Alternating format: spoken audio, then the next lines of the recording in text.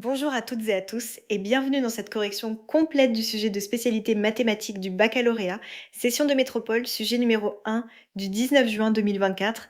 Nous allons parcourir ensemble les 4 exercices de cette épreuve notés sur 20 points, un exercice de vrai ou faux sur les fonctions et les suites, un exercice de probabilité, un exercice de géométrie dans l'espace et un grand exercice d'étude de fonctions avec un calcul d'air.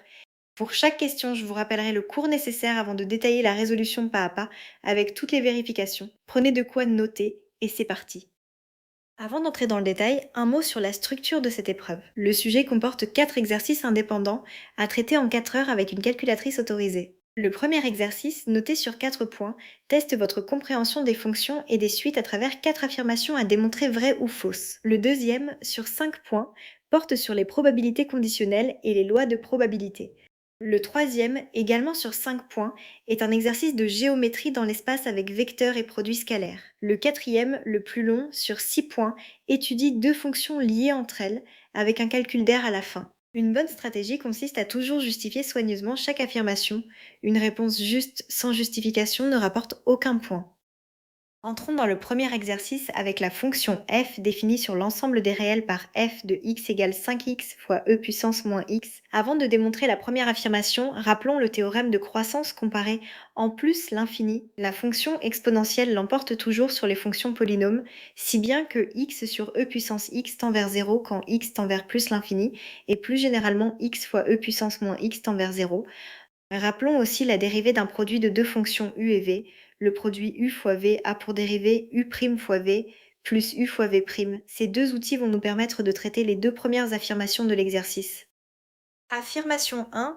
L'axe des abscisses est asymptote horizontale à la courbe de f. On écrit f de x sous la forme 5 fois x sur e puissance x. Par croissance comparée, la limite de x sur e puissance x quand x tend vers plus l'infini est nulle, donc la limite de f de x est nulle également. La courbe se rapproche donc de l'axe des abscisses en plus l'infini, l'affirmation est vraie. Affirmation 2. F est solution de l'équation différentielle y' plus y égale 5e puissance moins x. La fonction f, produit de deux fonctions dérivables, est dérivable sur les réels et sa dérivée vaut f' de x égale 5e puissance moins x moins 5xe puissance moins x. En additionnant f' de x et f de x, les deux termes en xe puissance moins x s'annulent et il reste exactement 5e puissance moins x. L'affirmation est donc vraie. Pour les deux dernières affirmations, changeons d'outil et rappelons le théorème des gendarmes, aussi appelé théorème d'encadrement. Si une suite Vn est encadrée par deux suites Un et Wn qui convergent toutes les deux vers la même limite, alors la suite Vn converge nécessairement vers cette même limite. Attention, ce théorème exige que les deux suites encadrantes aient la même limite. Si ce n'est pas le cas, on ne peut rien conclure sur la suite du milieu. Rappelons également que si une suite est croissante, alors tous ses termes sont supérieurs ou égaux à son premier terme, et que si une suite est décroissante, tous ses termes sont inférieurs ou égaux à son premier terme. Affirmation 3. La suite Vn, encadrée par Un et Wn qui convergent respectivement vers -1 et vers 1, convergerait vers un réel de l'intervalle fermé -1, 1. C'est faux et un contre-exemple suffit à le montrer. Prenons Un égale -1 pour tout n, Wn égale 1 pour tout n, et Vn égale cosinus de n. On a bien -1 inférieur ou égal à cosinus de n inférieur ou égal à 1, mais la suite cosinus de n n'admet aucune limite quand n tend vers plus l'infini. Elle oscille indéfiniment. L'affirmation est donc fausse, car les deux gendarmes n'ont pas la même limite. Affirmation 4. Si en plus Un est croissante et Wn décroissante, alors pour tout entier naturel n, U0 est inférieur ou égal à Vn, qui est inférieur ou égal à W0. Puisque Un est croissante, U0 est inférieur ou égal à Un. Puisque Wn est décroissante, Wn est inférieur ou égal à W0. En combinant ces inégalités avec l'encadrement de départ, on obtient bien U0 inférieur ou égal à Vn, inférieur ou égal à W0, pour tout n. L'affirmation est vraie. Passons au deuxième exercice, consacré aux probabilités, avec l'exemple d'une enquête de satisfaction client concernant l'achat d'un téléviseur. Rappelons deux outils essentiels. Premièrement, l'arbre pondéré. Sur chaque groupe de branches partant d'un même nœud, la somme des probabilités vaut 1, ce qui permet de retrouver une probabilité manquante en faisant un moins la probabilité connue. Deuxièmement, la formule des probabilités totales si des événements forment un système complet, c'est-à-dire qu'ils recouvrent tout l'univers sans se chevaucher. Alors la probabilité d'un événement S s'obtient en additionnant les probabilités des intersections de S avec chacun de ces événements. Ici, les achats se répartissent entre Internet, magasins d'électroménager et grandes surfaces. Ces trois événements forment justement un système complet. Les données de l'énoncé sont les suivantes. 60% des achats se font sur Internet, 30% en magasin d'électroménager, 10% en grande surface. Le taux de satisfaction est de 75% sur Internet, 90% en magasin et 80% en grande surface. Pour compléter l'arbre, on calcule les probabilités des événements contraires. 1 moins 0,75 égale 0,25 pour le client non satisfait sur Internet. 1 moins 0,90 égale 0,10 en magasin et 1 moins 0,80 égale 0,20 en grande surface. La probabilité que le client ait acheté sur Internet et soit satisfait se calcule en multipliant les probabilités le long des branches. 0,60 fois 0,75 égale 0,45. Enfin, d'après la formule des probabilités totales, la probabilité que le client soit satisfait vaut la somme des trois intersections 0,45 plus 0,90 fois 0,30 plus 0,80 fois 0,10, ce qui donne 0,45 plus 0,27 plus 0,08, soit exactement 0,8. Question suivante. Sachant que le client est satisfait, quelle est la probabilité qu'il ait acheté sur Internet? C'est un problème de probabilité conditionnelle inversée. Rappelons la définition, la probabilité de A sachant B est égale à la probabilité de l'intersection de A et B divisée par la probabilité de B. Ici, on cherche la probabilité de I sachant S qui vaut la probabilité de l'intersection de I et S divisée par la probabilité de S. On a déjà calculé ces deux quantités 0,45 divisé par 0,8, ce qui donne 0,5625, soit environ 0,563 arrondi au millième près. Autrement dit, environ 56% des clients satisfaits ont acheté leur téléviseur sur Internet. Passons à la question 5, qui porte sur un échantillon de 30 clients contactés dans la même journée. Rappelons ce qu'est un schéma de Bernoulli. Une épreuve de Bernoulli n'a que deux issues possibles, succès ou échec, et un schéma de Bernoulli consiste à répéter cette épreuve un nombre fixe de fois, de façon identique et indépendante. Le nombre de succès obtenus suit alors une loi binomiale de paramètres n, le nombre de répétitions, et p, la probabilité de succès. Ici, contacter un client est une épreuve de Bernoulli dont le succès est être satisfait, de probabilité 0,8. En répétant cette épreuve 30 fois de manière indépendante, la variable aléatoire x, qui compte le nombre de clients satisfaits, suit donc la loi binomiale de paramètres 30 et 0,8. À la calculatrice, on trouve que la probabilité qu'au moins 25 clients soient satisfaits vaut environ 0,428. Question 6. Combien de clients minimum faut-il contacter pour que la probabilité qu'au moins l'un d'entre eux ne soit pas satisfait dépasse 0,99? Notons Y, le nombre de clients non satisfaits parmi n clients contactés. Le succès est maintenant être non satisfait de probabilité 0,20, donc Y suit la loi binomiale de paramètres n et 0,20. On cherche n telle que la probabilité que Y soit supérieur ou égal à un dépasse 0,99. Or, cette probabilité est égale à 1 moins la probabilité que Y soit nul, c'est-à-dire un moins 0,8 puissance n. L'inéquation devient 1 moins 0,8 puissance n supérieur ou égal à 0,99, soit 0,8 puissance n inférieur ou égal à 0,01. En passant au logarithme naturel, qui est une fonction croissante, on obtient n fois logarithme de 0,8 inférieur ou égal à logarithme de 0,01. Comme logarithme de 0,8 est négatif, on divise en changeant le sens de l'inégalité n supérieur ou égal à logarithme de 0,01 divisé par logarithme de 0,8. La calculatrice donne environ 20,64. Puisque n doit être un entier, il faut n supérieur ou égal à 21. Il faut donc contacter au minimum 21 clients. Dernière question de cet exercice, la question 7, sur le temps de livraison t. Somme de deux variables aléatoires indépendantes t1 et t2. Rappelons deux propriétés fondamentales. Premièrement, l'espérance est toujours linéaire, l'espérance d'une somme est la somme des espérances, que les variables soient indépendantes ou non. Deuxièmement, la variance d'une somme de variables indépendantes est la somme des variances. On nous donne l'espérance de t1 égale 4 et sa variance égale 2, l'espérance de t2 égale 3 et sa variance égale 1. On en déduit l'espérance de t égale 4 plus 3, soit 7, et la variance de t égale 2 plus 1, soit 3. Enfin, rappelons l'inégalité de bien-aimé. La probabilité que l'écart entre une variable aléatoire et son espérance dépasse un seuil k est majorée par la variance divisée par k au carré. En appliquant cette inégalité avec un seuil de 3, et comme t ne prend que des valeurs entières, on montre que la probabilité que t soit compris entre 5 et 9 jours est supérieure ou égale à 2 tiers. Passons au troisième exercice de géométrie dans l'espace, avec 4 points A, B, C et D donnés par leurs coordonnées. Rappelons qu'un vecteur est dit normal à un plan lorsqu'il est orthogonal à deux vecteurs non collinéaires de ce plan, et que deux vecteurs sont orthogonaux lorsque leur produit scalaire est nul. Rappelons aussi que si un vecteur de coordonnées A, B, C est normal à un plan, alors ce plan admet une équation cartésienne de la forme AX plus BY plus CZ plus D égale 0, où D se détermine en utilisant les coordonnées d'un point connu du plan. Ici, on calcule les vecteurs CA et CD, puis on vérifie que le vecteur N1 de coordonnées 1, 1, 0 est orthogonal à chacun d'eux. Le produit scalaire de N1 avec CA donne 5, 5, soit 0, et le produit scalaire de N1 avec CD donne également 0. Le vecteur N1 est donc normal au plan CAD, et en utilisant les coordonnées du point C, on trouve que ce plan a pour équation cartésienne x moins y égale 0. Rappelons maintenant ce qu'est le projeté orthogonal d'un point B sur un plan. C'est le point H du plan tel que le vecteur HB soit normal au plan, c'est-à-dire collinéaire à son vecteur normal. Dans notre exercice, une droite D est donnée par une représentation paramétrique dépendant d'un paramètre t.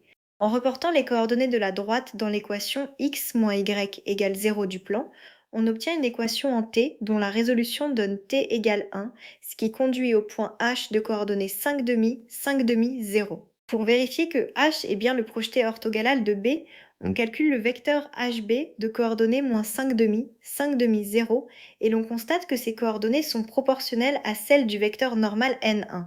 Comme H appartient de plus au plan CAD, H est bien le projeté orthogonal de B sur ce plan. Question suivante. Montrons que le triangle AHB est rectangle en H. On calcule les vecteurs HA et HB, puis leur produit scalaire, moins 5 demi fois moins 5 demi, plus moins 5 demi fois 5 demi, ce qui donne 25 quarts moins 25 quarts, soit 0. Les vecteurs HA et HB sont donc orthogonaux.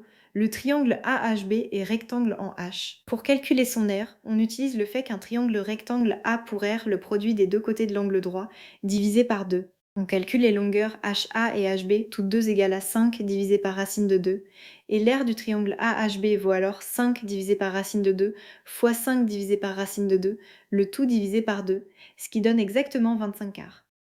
Terminons cet exercice avec le calcul d'un volume et d'une distance. Rappelons la formule du volume d'un tétraèdre, 1 tiers fois l'aire d'une base fois la hauteur relative à cette base. On montre d'abord que la droite CO est la hauteur du tétraèdre ABCH issu de C, car le vecteur CO est orthogonal aux deux vecteurs HA et HB qui définissent le plan de base AHB. La longueur CO vaut 10, donc le volume du tétraèdre ABCH est égal à 1 tiers fois 25 quarts fois 10, soit 125 sixièmes. Enfin, pour trouver la distance du point H au plan ABC, on réutilise ce même volume, mais en prenant cette fois le triangle ABC comme base. Ce triangle est rectangle en B, d'aire 25 racine de 5 divisé par 2. En résolvant l'équation qui exprime le volume en fonction de cette aire et de la distance cherchée, on trouve que la distance du point H au plan ABC est égale à racine de 5, soit environ 2,24. Passons au quatrième et dernier exercice, le plus long du sujet, consacré à l'étude de la fonction f définie sur l'intervalle ouvert 0, plus l'infini par f de x égale x moins 2, plus 1 demi-logarithme naturel de x. Pour les limites, rappelons simplement que le logarithme naturel tend vers moins l'infini quand x tend vers 0 par valeur supérieure, et vers plus l'infini quand x tend vers plus l'infini. On en déduit immédiatement que f de x tend vers moins l'infini en 0 et vers plus l'infini en plus l'infini. Pour la dérivée, rappelons que la dérivée du logarithme naturel de x est 1 sur x. On obtient f' de x égale 1 plus 1 sur 2x, ce qui se réécrit en réduisant au même dénominateur 2x plus 1, le tout divisé par 2x. Comme x est strictement positif, 2x plus 1 et 2x sont tous les deux strictement positifs, donc f' de x est strictement positive, f est strictement croissante sur son intervalle de définition. Pour la convexité, on dérive une seconde fois, f seconde de x égale moins 1 sur 2x carré, qui est toujours négative, la fonction f est donc concave sur tout son intervalle de définition. Rappelons le corollaire du théorème des valeurs intermédiaires. Si une fonction est continue et strictement monotone sur un intervalle, et si un réel k est compris entre les limites de la fonction aux bornes de cet intervalle, alors l'équation f de x égale k admet une unique solution Ici, f est continue car dérivable et strictement croissante sur l'intervalle 0 plus l'infini, avec une limite moins l'infini en 0 et plus l'infini en plus l'infini. Comme 0 est bien compris entre ces deux limites, l'équation f de x égale 0 admet une unique solution que l'on note alpha. Pour encadrer cette solution, on calcule f de 1 qui vaut 1 moins 2 plus 1 demi-fois logarithme de 1, soit moins 1 négatif, et f de 2 qui vaut 0 plus 1 demi logarithme de 2, positif car logarithme de 2 est positif. Puisque f de 1 est négatif et f de 2 est positif, et que f est strictement croissante, la solution alpha appartient à l'intervalle 1, 2. On en déduit également le tableau de signes de f, négative avant alpha, nulle en alpha, positive après. Enfin, comme f de alpha est nul, on a alpha moins 2 plus 1 demi logarithme de alpha égale 0, ce qui se réarrange en logarithme naturel de alpha égale 2 fois la quantité 2 moins alpha. Cette relation nous servira plus tard dans le calcul de l'aire. Passons à la partie b, avec la fonction g définie sur l'intervalle 0, 1 par g de x égale moins 7 huitièmes x carré plus x moins 1 quart x carré logarithme naturel de x. En dérivant, on utilise la formule de la dérivée d'un produit pour le dernier terme, sachant que la dérivée de x carré logarithme de x s'obtient en combinant 2x fois logarithme de x plus x carré fois 1 sur x. Après simplification, on trouve g' de x égale 1 moins 2x moins 1 demi-x logarithme naturel de x. Et si l'on factorise astucieusement, on vérifie que cette expression est exactement égale à x fois f de 1 sur x, où f est la fonction étudiée dans la partie A, appliquée non pas à x mais à l'inverse de x. Cette relation est la clé de toute la partie B. Comme x est strictement positif sur l'intervalle considéré, le signe de g' de x est exactement celui de f de 1 sur x. Or, on démontre que pour x compris entre 0 et 1 sur alpha, 1 sur x est supérieur à alpha, donc f de 1 sur x est positive, car f est croissante et s'annule en alpha. Symétriquement, pour x compris entre 1 sur alpha et 1, f de 1 sur x est négative. On en déduit le tableau de variation de g, elle croît sur l'intervalle 0, 1 sur alpha, puis décroît sur l'intervalle 1 sur alpha 1. Dans la partie C, on souhaite calculer l'aire comprise entre la courbe de Gay et la parabole d'équation y égale moins 7 huitièmes x carré plus x. Rappelons la formule d'intégration par partie. L'intégrale de u' fois v est égale au crochet de u fois v moins l'intégrale de u fois v'. Ce théorème permet de calculer des intégrales faisant intervenir un produit, en particulier lorsque l'une des fonctions se dérive simplement, comme le logarithme. On pose h de x égale g de x moins la parabole, ce qui se simplifie remarquablement en moins un quart x carré logarithme naturel de x. Sur l'intervalle 0, 1 x carré est positif et logarithme de x est négatif ou nul, donc h de x est positive ou nulle, la courbe de g est bien au-dessus de la parabole. Pour calculer l'intégrale de x carré logarithme de x, on pose u' égale x carré et v égale logarithme de x, ce qui donne u égale x cube sur 3 et v' égale 1 sur x. La formule d'intégration par partie donne alors le crochet de x cube sur 3 fois logarithme de x moins l'intégrale de x carré sur 3, en évaluant entre 1 sur alpha et 1, puis en utilisant la relation logarithme de alpha égale 2 fois 2 moins alpha établie dans la partie A, on obtient, après simplification complète, l'intégrale de 1 sur alpha à 1 de x carré logarithme de x égale moins alpha cube moins 6 alpha plus 13, le tout divisé par 9 alpha cube. Il ne reste plus qu'à conclure. L'aire à chercher est l'intégrale de la fonction h entre 1 sur alpha et 1, c'est-à-dire moins un quart fois l'intégrale de x carré logarithme de x que nous venons de calculer. En reportant le résultat précédent, l'aire a est égale à l'opposé de moins alpha cube moins 6 alpha plus 13, le tout divisé par 36 alpha cube, ce qui se réécrit alpha cube plus 6 alpha moins 13, le tout divisé par 36 alpha cube. Cette expression, bien que dépendant du réel alpha que l'on ne sait pas calculer exactement, est bien positive numériquement, puisque alpha vaut environ 1,727. C'est cohérent avec le fait que l'aire d'un domaine est toujours positive. Ce dernier exercice illustre parfaitement l'esprit du baccalauréat. Combiner étude de fonctions, résolution d'équations et calcul intégral tout en acceptant de garder un résultat sous forme d'expression contenant une constante non explicite.